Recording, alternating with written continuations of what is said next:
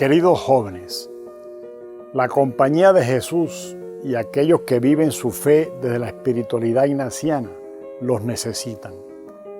Hemos recibido la llamada del Señor de acompañarlos en la creación de un futuro esperanzador.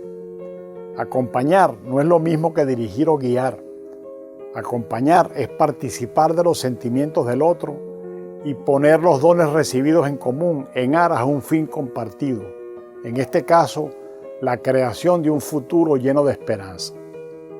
Por tanto, no es solo que deseamos compartir nuestra fe, nuestros desafíos y espiritualidad con ustedes, es que necesitamos de su ayuda para responder a la llamada del Señor. Necesitamos de su audacia y de su fuerza, de su capacidad de soñar en grande y de apasionarse con aquello que les toca el corazón. Necesitamos de esa mirada juvenil que se resiste a cargar con el peso de la costumbre y que se atreve a cuestionar lo que para los mayores es evidente.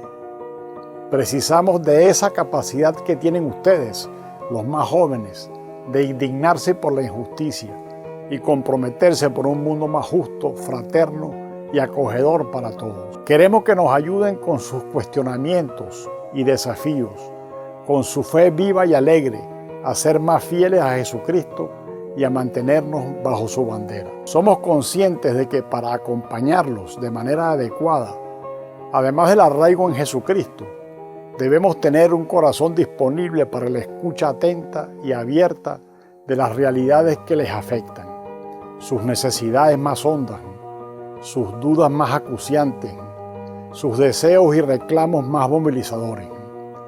Por ello, necesitamos que nos ayuden a continuar con nuestro compromiso de crear espacios seguros de crecimiento humano y espiritual, de solidaridad y entrega, donde el cuidado al modo de Jesús sea el centro, erradicando con ello todo tipo de abuso, especialmente contra los más vulnerables.